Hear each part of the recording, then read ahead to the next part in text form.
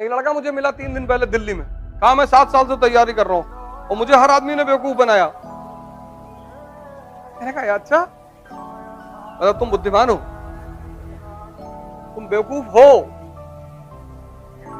7 साल से तैयारी कर रहा है, ना ज्योग्राफी पता, ना हिस्ट्री पता, कुछ पढ़ा बहुत, उसने मेहनत बहुत की, लेकिन डायरेक्शन। जैसे इस पेट में हजम करते हो, ऐसे ये भी तो पेट है, यहां भी हजम करना पड़ता है, वो तुम चाहते नहीं हजम करना।